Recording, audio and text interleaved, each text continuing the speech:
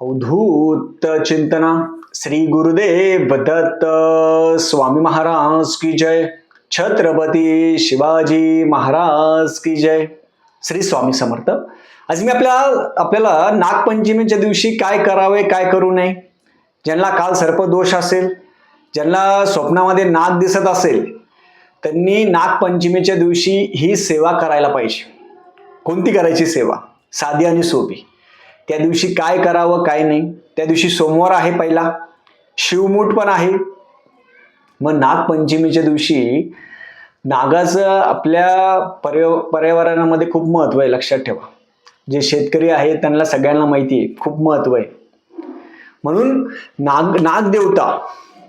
नागदेवता जे आहे, सगळ्यात पहिले महादेवांच्या गळ्यामध्ये पण नाग आहे. हे एक भगवान विष्णू ज्या नागावर शय्यावर बसलेले, म्हणजे नागदेवतांची जो व्यक्ती सेवा करतो त्यांचे महादेवांची पण आशीर्वाद लाभता, भगवान विष्णूंचे पण आशीर्वाद लाभता, शेषनाग दोघांचे आशीर्वाद लागतात. म्हणजे जो व्यक्ती नागदेवतांची सेवा करतो. आणि नागपंचमीच्या दिवशी ज्यांना काल सर्पदोष असेल, ज्यांना नागाचे स्वप्न पडत असेल, काही जणांना नागाचे स्वप्न पडतात, विषारी नाग, खूप मोठे मोठे नागाचे स्वप्न पडतात. काही नाग मारले असेल, काही जण मारतात. पण नागदेवतांना कधी मारायचं नाही, लक्षात ठेवा. नाही मारायचं. सर्पमित्रांना यांना बोलवा, मारू नका. मग नागपंचमीच्या दिवशी काय करायचं? ज्यांना काल सर्पदोष असेल, नाग दिसत असेल, त्यांच्यासाठी आणि सगळ्यांसाठी तुम्ही जर फोटो पूजन करत असेल तर फोटो पूजन, नाही तर मातीचे छोटे छोटे नाग तयार करावे. साधा. ज्यांना काल सर्पदोष असेल, ज्यांना नाग स्वप्नात येत असेल, ज्यांनी नाग मारले असेल, त्यांच्यासाठी नागपंचमीच्या दिवशी हा सोपा उपाय आहे. सगळ्यात प्रथम काय करायचं? नागपंचमीच्या दिवशी तुम्ही फोटोवर करत असेल पूजा, फोटोवर करा. फोटोला गंधाक्षता फुलवा. नाग दूध पित नाही, लक्षात ठेवा. नाही तर खूप जण नागाला दूध देतात. काय करायचं? नुसतं दूध नैवेद्य म्हणून दाखवायचं. फोटो पूजन केलं, ठीक. मातीचे छोटे छोटे नाग करा. ज्यांचा काल सर्पदोष आहे, ज्यांना नाग दिसता, ज्यांनी नाग मारले, मातीचे छोटे छोटे नाग करा. 1-2 केले तरी चालतात. एक मोठा नाग करा, छोटे छोटे नाग करा. एक मोठा आणि 3 छोटे छोटे, असे 4 नाग मातीचे करायचे. ज्यांना काल सर्पदोष आहे त्यांनी केले नाग करायचे, खाली पाटावर ठेवले तरी चालतात. त्यांना गंधाक्षत फुलवायचं. फुल वाहिल्यानंतर त्यांनी 9 नाग स्तोत्र म्हणायचं. कुठेही भेटून जाईल तुम्हाला अवेलेबल. 9 नाग स्तोत्र आहे. ते 9 नाग स्तोत्र हे बरोबर 9 वेळा म्हणायचं. ज्यांना काल सर्पदोष असेल, ज्यांनी नाग मारले असेल, ज्यांना नागाचे स्वप्न पडत असेल, त्यांनी 9 नाग स्तोत्र 9 वेळा त्या दिवशी म्हणायचं. नागांना गंधाक्षता फुलवायचं, दर्शन घ्यायचं, नाग घासायचं. याच्या पुढे नाग मारणार नाही असं म्हणायचं. आणि पूजा करत असताना जर नाग मध्ये जे मातीचे असते ते तुटले किंवा हे झालं तर नंतर त्याचं विसर्जन पाण्यामध्ये करून टाकायचं. त्या दिवशी चाकू सुरेचा वापर करायचा नाही, महिलांनी पण. आणि जे शेतीचे कामं करत असेल त्यांनी पण त्या दिवशी अवजाराचा वापर करू नका. त्या दिवशी काय करावे किंवा काही करू नये, खूप जणांच्या मनात समज असतो. त्या दिवशी कापायचं नाही काही. खूप जण म्हणतात मग ही परंपरा आहे, आपल्या हिंदू संस्कृतीमध्ये परंपरा आहे की नागपंचमीच्या दिवशी चाकू सुरा याचा कोणताही वापर करायचा नाही. तुम्ही म्हणणार काय होतं, आम्ही करून पाहतो. पण कसं आहे, नाही करायचं म्हटलं तर नाही, ह्या गोष्टी पाळायला पाहिजे. त्या दिवशी तवा पण ठेवायचा नाही. काही ठिकाणी तवा ठेवला जात नाही.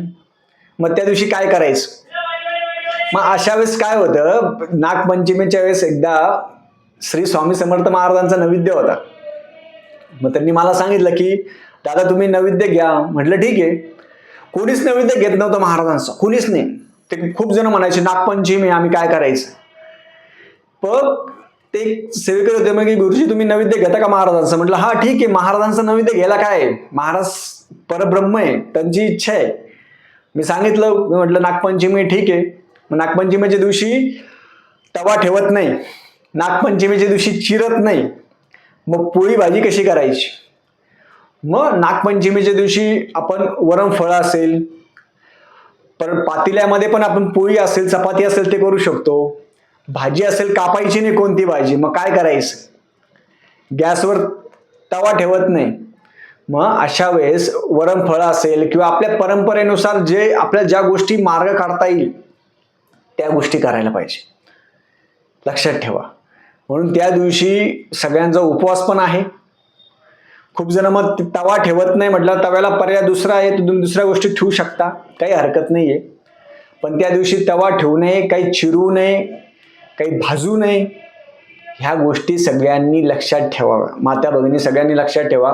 त्या दिवशी आता आमच्या इकडे वरण फळ असेल, वरण फळ म्हणून म्हणता. वरण असेल त्याच्यामध्ये आपण सरळ पोळी असेल, चपाती असेल, काही जण टाकतात त्याच्यामध्ये, त्याला वरण फळ असं म्हणता. ह्या गोष्टी पण करता. म्हणून त्या दिवशी नागाची जी सेवा आहे ती सेवा प्रत्येकाने करावी. दिवसभर उपवास जमला तुम्हाला तो उपवास करावा आणि नागांना मारू नये. त्या दिवशी नवनाग स्तोत्र प्रत्येकाने म्हणावं. ज्यांना नाग स्वप्नात येत असेल, खूप जणांना नाग स्वप्नात येतात. खूप जण म्हणतात मला काळे नाग येतात, मोठे नाग, मन घाबरतं. काही काहींच्या अंगावर नाग येतात स्वप्नामध्ये, काही काहींच्या अंगावर, काही काहींच्या डोक्यावर, काही काहींना नाग दिसता. अशांनी त्या दिवशी नवनाग स्तोत्र म्हणायचं. हाताने एक मोठा नाग आणि छोटे छोटे 3 नाग मातीचे तयार करायचे. त्याचं पूजन करायचं, गंधा अक्षता फुलवायचं, त्यांना बेलपत्र वाहिलं तरी चालतं आणि ते आपल्या देवघराच्या बाजूला केलं तरी चालतं, काही हरकत नाही. ते केल्यानंतर दिवा लावायचा, आरती करायची, महादेवांची आरती करायची आणि नंतर त्याची उत्तर पूजा रात्री किंवा दुसऱ्या दिवशी जे नाग आपण तयार केलेले आहेत ते नाग विसर्जन करायचे. झाडामध्ये विसर्जन करा, वाहत्या पाण्याचं विसर्जन करा, काही हरकत नाहीये. पण नागाला मारायचं नाही. छोटा जरी साप असेल आणि त्या दिवशी जर तुमची सेवा केली, असं होतं, खूप वेळेस होतं. आम्ही सेवा केल्यानंतर छोटे छोटे नागाचे पिल्लू घरामध्ये येतात. आल्यानंतर त्यांना मारायचं नाही. लक्षात ठेवा. नागपंचमीच्या दिवशी काही चिरायचं नाही, काही भाजायचं नाही, काही तळायचं नाही. काही काही ठिकाणी तळत पण नाही. पण आपापल्या याची परंपरा आहे, तुमच्या परंपरेनुसार तुम्ही करावं हे मी आपल्याला सांगू शकतो. म्हणजे असंच करा तसंच करा असं काही नाही. कारण की मला अजून आठवतं की नागपंचमीच्या दिवशीच महाराजांचा नैवेद्य आला होता. खूप जणांनी नाही म्हटलं होतं, नाही आम्ही नाही करणार. खूप जणांना नाही म्हटले होते.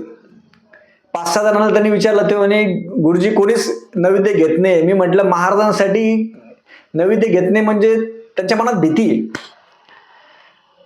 म्हणून त्या दिवशी पण नैवेद्य महाराजांचा घेतला मी. आणि जसं करता येईल महाराजांना, जसं करता येईल, पोळी असेल, भाजी असेल, जसं करता येईल. कारण की आपण विचार करून नवीन गोष्टी करू शकतो, तेवढी बुद्धिमत्ता सगळ्यांकडे आहे.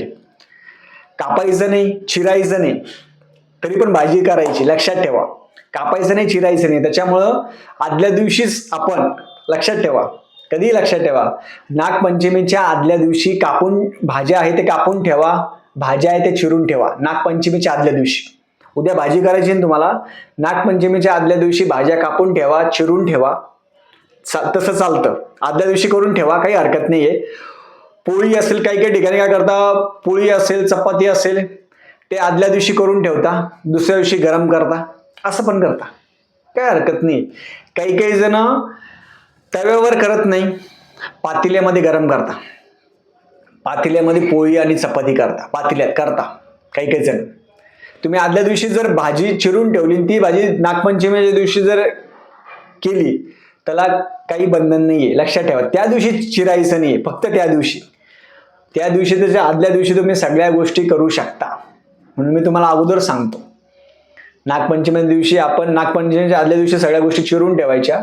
दुसऱ्या दिवशी भाजी करू शकता, पोळी असेल, चपाती असेल, त्या सगळ्या गोष्टी तुम्ही करू शकता. हे अशा पद्धतीने आहे. त्या दिवशी नवनाग स्तोत्र प्रत्येकाने वाचावं. ज्यांना काल सर्पदोष असेल, ज्यांना पितृदोष असेल, कोणी नाग मारला असेल, कोणाला नागाचे स्वप्न येत असेल, त्यांनी नवनाग स्तोत्र प्रत्येकाने वाचावं. ते नित्य सेवेमध्ये पण आहे, कुठेही अवेलेबल होईल. ते 9 वेळा रोज वाचायचं. आणि ज्यांना काल सर्पाचा दोष जास्त असेल त्यांनी 81 दिवस 9 वेळा रोज वाचायचं.